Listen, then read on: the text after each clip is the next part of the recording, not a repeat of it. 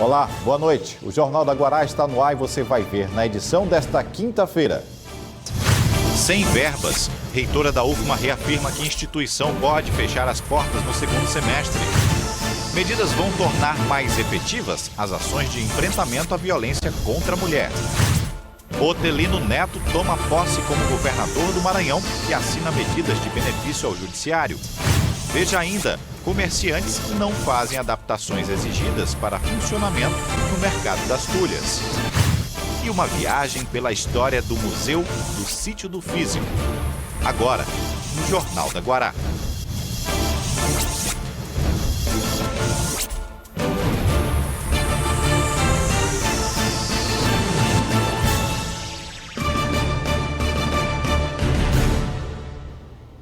Por mais que campanhas alertem para a necessidade de denunciar casos de violência contra a mulher, ainda é muito comum o registro de agressões, ameaças e ataques que acontecem principalmente dentro de casa, vindas do namorado, companheiro ou do marido. Algumas vezes as mulheres denunciam, mas a medida protetiva demora a sair. O governo federal baixou uma lei que muda a realidade a partir de agora. Você vai entender como na reportagem da Elinalva Cardoso. Com as mudanças na Lei Maria da Penha, a aplicação de medidas protetivas de urgência vai poder ser feita não só pela autoridade policial, mas também pelo delegado de polícia no momento da denúncia. Ela vem exatamente para poder cobrir essa lacuna para as cidades onde não há um juiz ali trabalhando, atuando.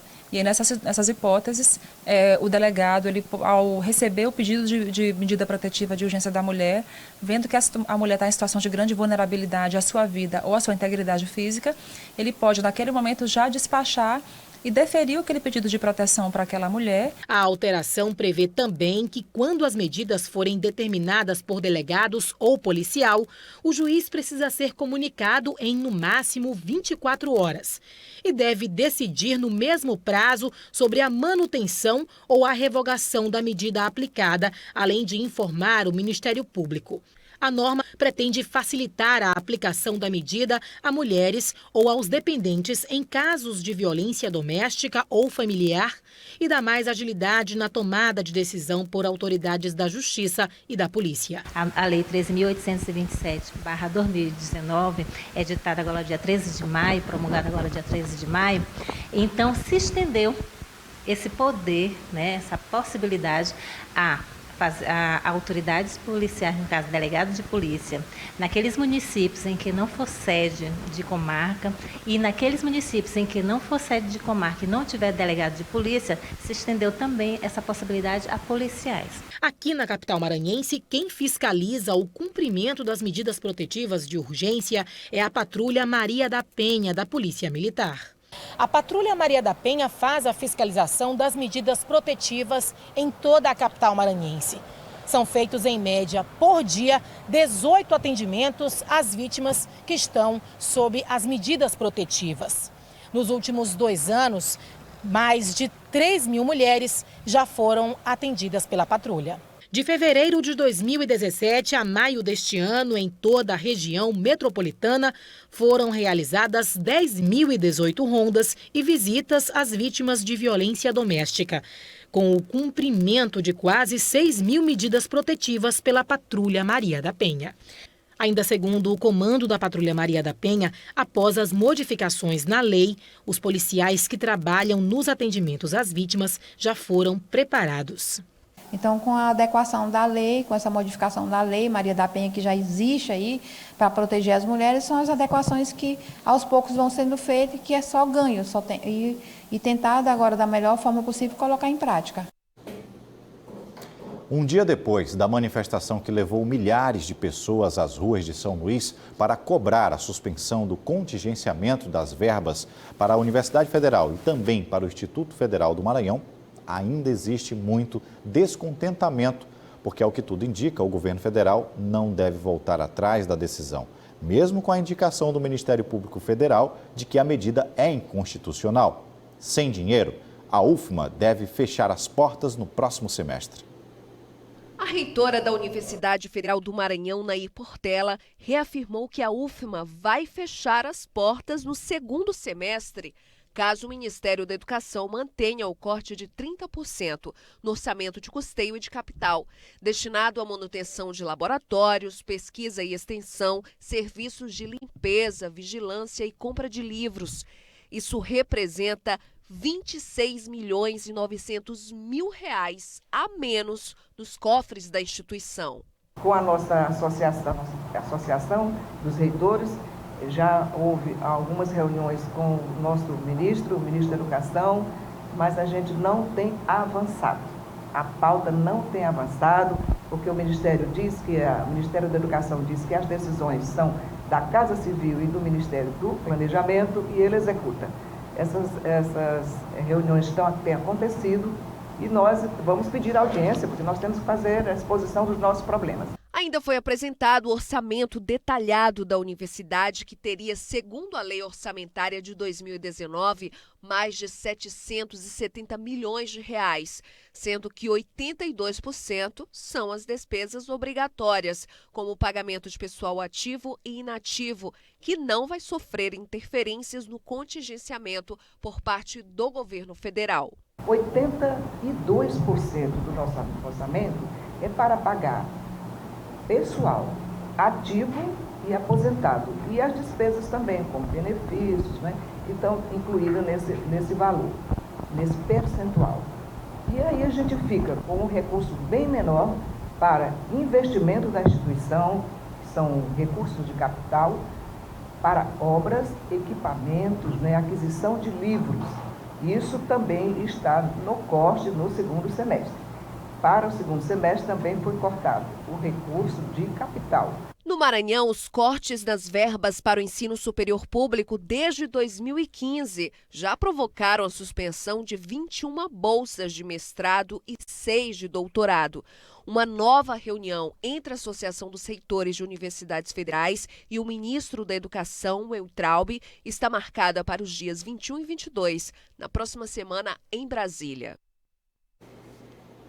A seguir, no mercado das Tulhas, comerciantes desafiam normas de segurança e não se adequam às determinações dos bombeiros. E ainda nesta edição, os destaques do noticiário político e a análise de Marco Saldanha. Agora são 6 horas e 39 minutos.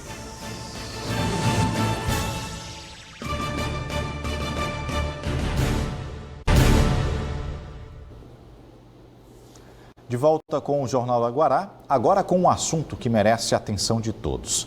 Lojas e quiosques instalados no mercado das Tulhas, na Praia Grande, ainda estão sem cumprir normas de segurança exigidas durante a última fiscalização. Jairo Martins nos mostra. No dia 24 do mês passado, o Corpo de Bombeiros fez uma vistoria no Mercado das Tulhas, envolvendo os 73 quiosques que funcionam no espaço que começou a comercializar produtos de diversos gêneros em 1804. Durante as vistorias, foi constatado que nenhum dos 10 bares possuía licença de funcionamento. Além disso, dos 10 restaurantes que existem no mercado, nenhum dispunha de extintor de incêndio. A administração do Mercado das Tulhas foi notificada sobre as irregularidades. O Corpo de Bombeiro vai vir em barraca, vai ver qual é a barraca que vai precisar, adequar ao sistema que eles estão pedindo, né? Então, tudo isso estamos já providenciando, né, aqui no mercado. Hoje nós fomos novamente nos estabelecimentos vistoriados e não conseguimos observar licenças ou extintores, o que sugere um possível descumprimento da notificação do Corpo de Bombeiros. Passados aproximadamente 20 dias da última inspeção feita pelo Corpo de Bombeiros no Mercado das Tulhas, nós voltamos ao Mercado Centenário, mas parece que por aqui pouca coisa mudou. Nós tentamos conversar com alguns donos de estabelecimentos, mas ninguém quis falar sobre o assunto. Sobre a situação do local e da presença da polícia no Mercado das Tulhas, eu recebo aqui o Coronel José Honório Filho, comandante do Batalhão de Policiamento Turístico. Boa noite, Coronel. Seja bem-vindo aqui ao Jornal da Guará. Bom, a gente esteve acompanhando a situação no Mercado das Tulhas, é de competência de toda a gestão, o Corpo de Bombeiros preocupado com a situação, a polícia também presente no local, mas o que falar dos trabalhos da polícia, principalmente no Mercado das Tulhas? Nós temos a presença da Força Policial dando cobertura, prestando esse serviço à população, aos visitantes e aos turistas? Boa noite, Hugo. Boa noite, telespectadores do Jornal Guará. Nós temos uma cultura, nós brasileiros, infelizmente, que para sair da inércia, se movimentar, precisa de uma grande catástrofe. A gente espera acontecer para depois correr atrás. Nós temos exemplos no nosso país, né? Alguns eventos que aconteceram que depois que foram responsabilizar as pessoas, por que não fizeram isso, por que não houve a prevenção antes. A polícia, o Batalhão de Turismo, que é responsável pelo policiamento na área turística e também na Praia Grande, nós observamos o descaso que o mercado das tours está sendo levado já há décadas, em relação à falta de cumprimento de normas de segurança. Chamamos o Corpo de Bombeiros, o delegado da Delegacia de Costumes, fizemos uma reunião com a comunidade, com os feirantes, e estamos tomando algumas medidas para disciplinar e dar mais segurança ao usuário do mercado das Astúrias. Uma dessas medidas é cumprir os horários pré-estabelecidos pelos próprios feirantes do mercado das Astúrias. Até porque existe um funcionamento além daquele habitual de horário comercial, às vezes se estende, principalmente atividades acontecendo envolvendo algumas festividades dentro do local, dias de sábado se encontra apresentações musicais. Isso tudo pode ser comprometido com relação à segurança? É exatamente por isso que para você fazer um evento, você precisa tirar as licenças do Corpo de Bombeiros, que vai atestar que você tem toda uma estrutura para combater uma emergência, combater um foco de incêndio, um início de incêndio. Não é o caso do mercado das Astúrias. Então, está funcionando já há muito tempo dessa forma, mas não é porque está muito tempo errado que a gente não possa corrigir, não possa consertar. Então, a Polícia Militar, nós estamos implementando a força policial para fiscalizar esse funcionamento do mercado das Astúrias, visando dar segurança ao usuário, dar segurança à população. Não queremos acabar com o emprego, não queremos que as pessoas fechem o seu comércio, não, nós queremos que elas trabalhem de forma legal, de forma segura. Isso até melhora o serviço, melhora a prestação de serviço e o atendimento ao turista também. Uma coisa, é notório que o mercado das Astúrias está se esvaziando, o usuário não tem mais ido. O que era um atrativo para o nosso turista está virando uma repulsa. O turista não tem mais um clima favorável. Ele entra no mercado das Astúrias, é tudo desordenado. Os corredores são ocupados por mercadoria, pessoas embriagadas, pessoas vendendo bebida para pessoas que já estão alcoolizadas, o que é crime, o que não poderia acontecer. E a Polícia Militar, percebendo essa atuação, nós começamos a fazer a fiscalização efetiva desses ambientes, para dar segurança ao nosso usuário. Nós não queremos que depois aconteça uma tragédia, aí as pessoas vão cobrar. O que foi que as autoridades fizeram com relação a isso? Nós não queremos ser cobrados por isso. Nós estamos implementando a fiscalização para prevenir qualquer desastre naquela área comercial. Coronel, o diálogo, já, como o senhor mencionou, já existe com outras instituições, com outras corporações, até o Corpo de Bombeiros, mas o Centro Histórico de São Luís requer também pontos, existem pontos que são de grande discussão. Como é que está o trabalho do policiamento em outras áreas que merecem sempre essa atenção? São pontos isolados, às vezes que movimentam grandes pessoas? O comando da Polícia Militar, nosso comandante Coronel Ismael, nosso secretário de Segurança, Dr. Jefferson, ele tem dado todo o suporte para o nosso trabalho. O Batalhão de Turismo melhorou muito a visibilidade dele na parte da litorânea, policiais de bicicleta, policiais de motocicleta na faixa de areia, na Península da mesma forma, na Lagoa da Jância nós temos também essa mesma estrutura. Estamos implementando a segurança em toda a nossa área. No mercado, no terminal da integração, que é uma área muito de concentração de pessoas, nós temos uma base do BPTU dentro do próprio terminal para dar segurança aos usuários. Enfim, nós temos trabalhado para aumentar a visibilidade, garantir a segurança e reduzir a criminalidade. A Praça Noro Machado hoje, ela reduziu bastante a questão, pessoas em situações de vulnerabilidade, pessoas na rua, menores utilizando bebida alcoólica, porque nós, em parceria com o Conselho o Juizado de Infância, nós estamos fazendo blitz em parceria e notificando os pais desses menores, alunos que estão nas ruas, no centro de São Luís, ingerindo bebida alcoólica, fardados, nós estamos notificando. Com relação ao turista, o que é que o policiamento tem orientado aos nossos turistas. Muitos deles vêm do interior do estado, às vezes passear no nosso centro histórico, passear nas nossas praias, como a Avenida Litorânea, o senhor mesmo disse, a Lagoa da Jansen. Como é que serve, como é que funciona esse serviço para o turista? Nós temos uma guarnição que é o Grupo de Apoio ao Turista, o GAT. Ele está focado diretamente em dar apoio ao turista. Ele frequenta as áreas turísticas e também os centros de apoio ao turista. Frequenta a rede hoteleira, nossos parceiros, e está sempre pronto para atender, acompanhar, prestar todo o auxílio que o turista precisa, que o turista merece. Eu não digo só o turista do interior, não. Eu digo turista sazonal, quem mora lá no eixo Taquibacanga, quem mora lá na Cidade Operária. No momento que vem para o Espigão com a família passear, naquele momento ele é um turista. Sim. E tem que ser acolhido da mesma forma. A gente não pode focar só no turista. Normalmente a gente pensa no turista, mas o turista estrangeiro que vem de outra nação, de outro país. Não. O turista maranhense que vem do interior do estado, para a gente é muito importante e deve ser acolhido. Então o BPTU está em toda a região turística, como também estamos em Barreirinhas, né, que hoje é o pool do turismo, cresceu bastante em Barreirinhas e o BPTU está ocupando essa área em Barreirinhas, dando segurança para o nosso turista. Não Coronel. Só em Barreirinhas, como também em São Luís. Coronel José Honório Filho, comandante do Batalhão de Policiamento Turístico, obrigado e redobro o agradecimento com relação à atenção ao mercado das Astúrias. Muito obrigado. Por nada, é sempre bom participar do seu programa, estamos à disposição. E assim, que a população entenda que o trabalho da Polícia Militar é prevenir e garantir a segurança, a paz social e a tranquilidade.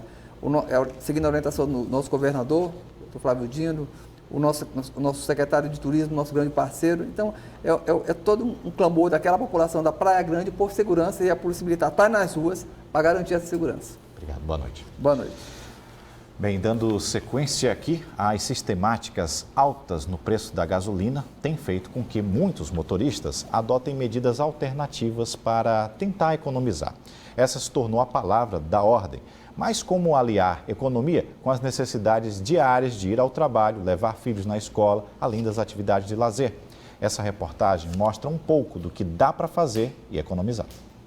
A variação constante no preço dos combustíveis mexem com o bolso e até mesmo com a rotina do consumidor. O Saulo, por exemplo, precisou trocar de carro com a esposa para garantir uma economia no final do mês. O meu carro ele faz entre 6 e 7 km com litro. Esse carro faz de 11 a 12. Então o que eu fiz? Amor, nós vamos fazer o seguinte, nós vamos trocar de carro. Tu vai ficar com o meu carro e eu vou ficar com o teu, porque o meu trabalho é mais longe, então o meu deslocamento é maior. Mudar percursos, diminuir o consumo, são mesmo algumas estratégias para que o aumento constante do preço da gasolina não gere tantos impactos no orçamento familiar. Olha, é tentar racionalizar o uso do carro, né? Tentar juntar os deslocamentos, né? Então aquilo que você faz sozinho, se puder fazer com outras pessoas, por exemplo, levar as crianças para a escola, se deslocar para o trabalho, né?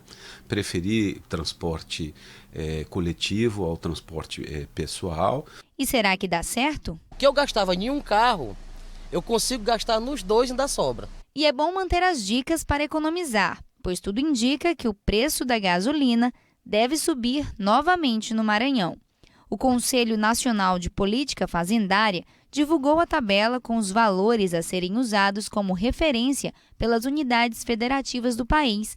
O consumidor, que já estava pagando 3,7% a mais, pode chegar a pagar quase R$ 5,00 no preço por litro. Os valores refletem o preço praticado para as distribuidoras, sem tributos, e em cima deles são acrescentados diversos impostos e margens de lucro em cada etapa do processo, até chegar ao valor final, nas bombas. Mas afinal, a que se deve tantos aumentos? No mundo todo, o dólar está se valorizando, né, na maior parte dos países contra as outras moedas. E no caso do Brasil, o cenário interno também é um cenário complicado. A gente tem aí uma situação política bastante conflitiva e, enfim, problemas políticos, problemas de coordenação do governo dentro do Congresso e, portanto, um cenário político ruim, um cenário de crise. Nós agora vamos trazer dados sobre a realidade do desemprego no Maranhão. Hoje mesmo, quem está empregado está sem carteira assinada. Só 50% dos trabalhadores maranhenses estão com registro na CLT. Esses são alguns dos dados que foram divulgados pelo IBGE. Vamos mostrar aqui o número dos desempregos aqui no Maranhão. Olha só, e a gente começa mostrando, no período de janeiro a março, o Brasil registrou 12,7% de desempregados, o Maranhão apresentando 16,1% desse total de desempregos entre janeiro e março deste ano de 2019. Bom, também existe uma taxa de subutilização no Piauí, 41,6%, Maranhão, 41,1% e na Bahia, 40,4%. Importante que se diga aí o subutilizado, são pessoas desocupadas, subocupadas por insuficiência de horas trabalhadas. Até fiz essa anotação para explicar melhor para você de casa. E temos uma outra informação, passando também nesse cenário de desemprego, dos números do IBGE, também avaliado entre janeiro a março, os desalentados, o Brasil registrando 4,4% e o Maranhão com 17,9%. Os desalentados, mais uma anotação feita para você, é o trabalhador que nem procurou vaga na semana porque não achou que conseguiria. Bom, temos aqui uma última informação também sobre esse cenário dos empregos sem carteira, os trabalhos informais. De janeiro a março, o Maranhão registrando 49,5%. Dados, portanto, apresentados pelo IBGE Maranhão nessa pesquisa do desemprego em todo o Brasil e em especial aqui no Maranhão. Bom, o noticiário político é destaque a seguir. Tem o primeiro dia do presidente da Assembleia Legislativa, Otelino Neto, como governador em exercício. E ainda a análise política de Marcos Saldanha. Agora são 6h57.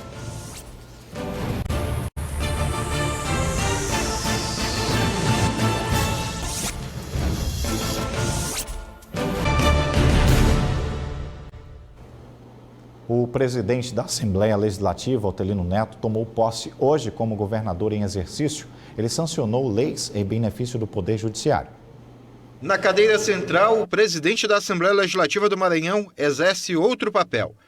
Na ausência do governador Flávio Dino, que está cumprindo a agenda fora do país, e do vice-governador Carlos Brandão, que se licenciou por 2 dias para resolver questões particulares, quem assume o poder estadual é o presidente do Legislativo. No caso, o deputado Otelino Neto. Como primeiro ato, ele sancionou a lei que institui o Dia do Ministério Público do Maranhão. Coincidentemente, Otelino presidiu a sessão que aprovou a criação do Dia do Ministério Público. O Procurador-Geral de Justiça participou do ato e falou sobre esta data tão especial. Ela é representativa para o Ministério Público porque nós tivemos, a partir de 1967, na Constituição Estadual, foi instituído a Procuradoria-Geral do Estado e a Procuradoria-Geral de Justiça. Otelino Neto também sancionou modificações na lei complementar que regula o Código de Divisão e Organização Judiciárias. A alteração foi no parágrafo 9º do artigo 82, que trata sobre as férias de desembargadores e juízes, que a partir de agora não podem ser gozadas em período inferior a 10 dias. O projeto foi de autoria do Poder Judiciário. É mais uma demonstração inequívoca da harmonia dos poderes constituídos do Estado, Executivo, Judiciário e Legislativo, especialmente ao eminente presidente da Assembleia, deputado Otelino, que eu tenho um carinho muito grande, não só como autoridade constituída, como um amigo fraterno que o é. Otelino Neto fica na função de governador por 2 dias. A agenda está cheia para o período. É razão de grande satisfação presidir, governar o Estado na condição de presidente da Assembleia. E o papel aqui é fazer com que os serviços do Estado sejam mantidos dentro da normalidade, que a sociedade não sinta a ausência do governador e do vice-governador. O Supremo Tribunal Federal decidiu anular o trecho da Constituição do Maranhão que concedeu foro privilegiado a defensores públicos, delegados de polícia, procuradores do Estado e da Assembleia Legislativa. Com a decisão, os casos envolvendo os cargos deverão ser julgados pela primeira instância e não pelo Tribunal de Justiça. Por maioria de votos, os ministros entenderam que a alteração na Constituição estadual é inconstitucional. Por 7 votos a 2, a maioria decidiu que a prerrogativa de foro não poderia ser estendida aos cargos por não estar prevista na Constituição Federal. O relator, ministro Gilmar Mendes, votou no sentido de excluir do dispositivo apenas a categoria dos delegados de polícia, citando jurisprudência do STF em casos semelhantes. Ele fez a ressalva de que a competência do TJ Maranhão em relação aos procuradores e defensores públicos não prevaleceria em relação à competência constitucional do Tribunal do Júri. Também aplicou o entendimento do STF decorrente do julgamento de questão de ordem na ação penal 937 para que o foro estabelecido na Constituição Estadual fosse restrito aos crimes cometidos no exercício do cargo. Bom, e quem já está aqui para falar de política é Marcos Saldanha. Boa noite, Marcos. Boa noite. Vamos falar aqui do então governador Otelino Neto à frente do governo do estado? Pois é, o governador interino, né, o presidente da Assembleia, isso significa um gesto de prestígio, principalmente se a gente considerar que se o governador pensa em já viabilizar a candidatura do vice dele, que é o Carlos Brandão, ao governo do estado nas próximas eleições, toda viagem dele, ou todas as férias, todo momento que ele se licenciar, se afastar do governo, é importante o Carlos Brandão ocupar esse espaço. Só que agora o próprio Carlos Brandão, né, e o governador entenderam aí que haveria um espaço, um reconhecimento ao presidente da Assembleia Legislativa, o Otelino, e à própria Assembleia, quer dizer, é uma consideração não só a pessoa, mas a instituição, haja visto que o próprio governador tem conseguido aprovar todos os projetos, né, não tem tido dificuldade na Assembleia. Então, é um reconhecimento, principalmente no momento aí, há que se lembrar que recentemente o presidente da Assembleia conseguiu a sua reeleição, eu diria não só antecipada, extremamente antecipada, né? Bom, e só para lembrar que esse momento que ele assume, ele fica só até sábado, quando o Carlos Brandão reassume, e já na segunda-feira o governador Flávio Dino está de volta. Isso não dá ao presidente da Assembleia já uma aposentadoria por governo, são poucos dias para que isso ocorra, né? Não dá aposentadoria, mas dá um certo prestígio, né, para que ele possa, inclusive, conversar com os prefeitos, como ele deve fazer na viagem que vai fazer amanhã. Exatamente. Amanhã ele já vai para a região do Tocantins, uma região importante, uma região, né, grande. Então, assim, claro que quando o governador faz isso, né, e deixa esses dias, ele deixa uma série de projetos para que sejam assinados por ele. Quer dizer, é tudo pensado, né, tudo articulado mesmo de forma quem bem souber, são poucos dias, mas tira um bom proveito político disso, né? Saldanha, vamos para Brasília então, né? Pois é. A gente teve uma repercussão, na verdade, nacional, todas as capitais praticamente, várias cidades do Brasil reivindicando melhorias na educação, contra esse contingenciamento, e o nosso presidente da República se posicionando de uma forma um pouco delicada. Pois é, Hugo, chama atenção uma coisa que eu particularmente acompanhei as manifestações, é exatamente o seguinte: em São Paulo, por exemplo, a quantidade de pessoas foi enorme, mas foi puxada pelas centrais sindicais. No caso do Maranhão, as centrais sindicais, elas organizaram também, mas os estudantes estavam à frente. E num determinado momento, ali da Praça Deodoro, quando a manifestação seguiu pela Rio Branco e decidiu ir à Praia Grande, deram de costas às centrais sindicais. Quer dizer, os próprios jovens, os próprios estudantes, eles assumiram a frente. Foi um caso singular, no Brasil não foi a regra, como aconteceu no Maranhão. E é legal ver que a juventude, de fato, está tomando a frente, está se politizando, está discutindo. Agora, o que preocupa é o seguinte: ao presidente Bolsonaro, os editoriais dos jornais, os articulistas, todos estão colocando que ele pode já estar numa condição de isolamento. Alguns até usaram o termo encurralado. Haja visto que a linha de frente do Bolsonaro era a Lava Jato, com o Moro, né? E o Moro foi muito enfraquecido com a questão do COAF. A questão dos militares também estão não exatamente satisfeitos com os caminhos que o presidente vem seguindo, e a própria questão popular, que ele não tem uma base popular tão sólida. As pesquisas que apontaram a questão aí da popularidade dele, estão dizendo que essa popularidade já não é mais como antigamente. Então, o Centrão, que era a base política dele, tem dado de ombros com ele, né? O PP tem recusado a conversar com ele, por exemplo. Poucas vezes aconteceu de um presidente, por exemplo, Hugo, recusar um convite de um presidente de partido, recusar um convite de um presidente do país para conversar. Então, assim, sem base política, sem base popular, sem o apoio do Moro, por exemplo, que parece estar se afastando, e sem apoio do povo, vai ficar muito difícil a governabilidade daqui para frente. Tá bom. Saldanha, obrigado. Eu Ótima noite para você. Para nós todos. Bom, agora são 7h09. Eu te faço um convite para você acompanhar no próximo bloco uma reportagem sobre o Sítio do Físico, um dos museus a céu aberto mais incríveis de São Luís, que pode ser visitado. Um mergulho na história após o intervalo. Fique agora com a Tábua de Marés para amanhã.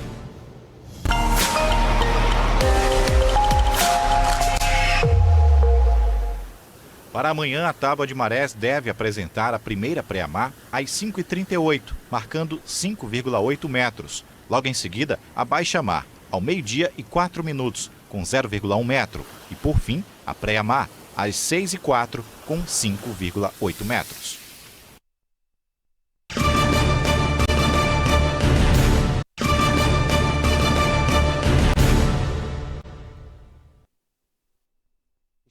Semana dos Museus. E entre os vários espaços internos possíveis de ser visitados, há também museus a céu aberto, como o Sítio do Físico. Quem nos leva para conhecer esse lugar incrível, cheio de história e de pouca gente ainda conhece, é a repórter Ana Tereza Viegas e o repórter cinematográfico Fábio Bala.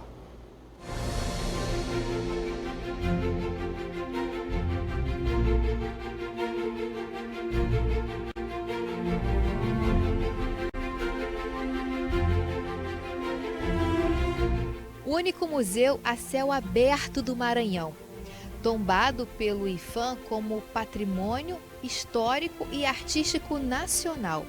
Hoje é o dia de conhecer mais sobre essa maravilha que é o Sítio do Físico, que fica aqui bem pertinho do Rio Bacanga. E quem vai nos acompanhar nessa visita é a gestora aqui do local, a Nery Mendonça. Nery, primeiro, obrigada por estar nos recebendo aqui nessa semana muito especial, que é a Semana Nacional dos Museus.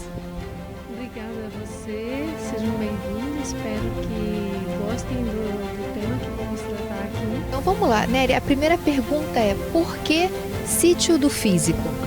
Bom, é porque o primeiro proprietário desse sítio era o Físico Mó da província do Maranhão. E naquela época eles não tinham ainda a denominação de médico. Era como se fosse hoje um médico sanitarista, né?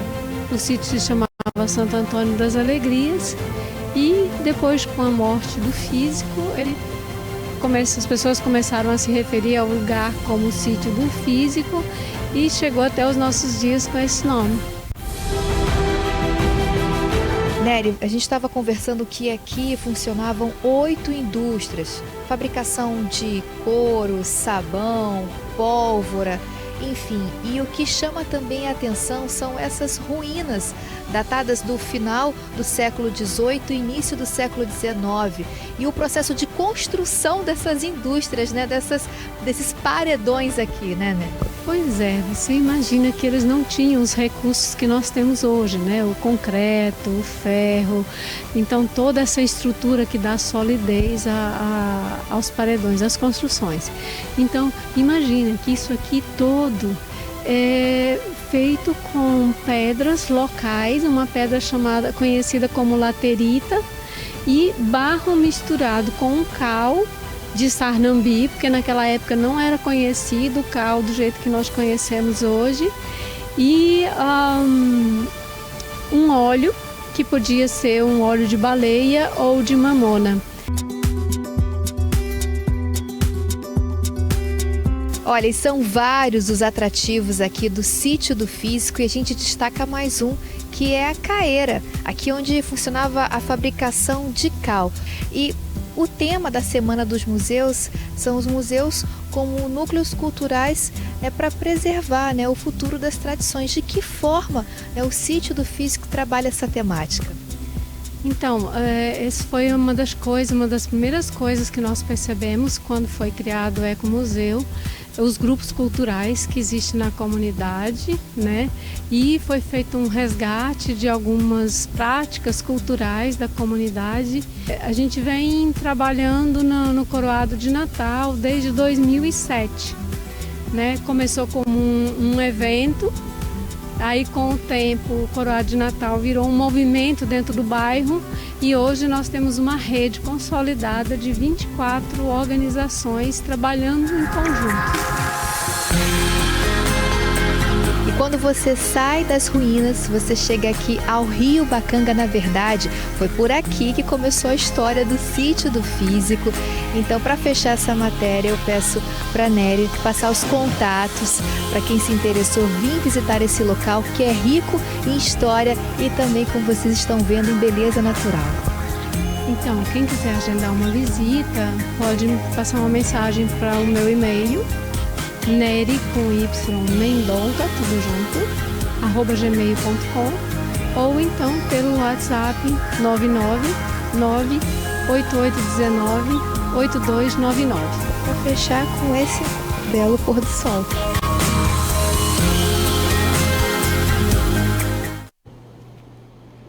Outras notícias no portal guará.com. Lá você encontra também a programação da Semana dos Museus e escolhe um bem legal para visitar. JG volta amanhã, fica agora com os analistas. Uma excelente noite e até amanhã. TV Guará, o seu canal com o Maranhão.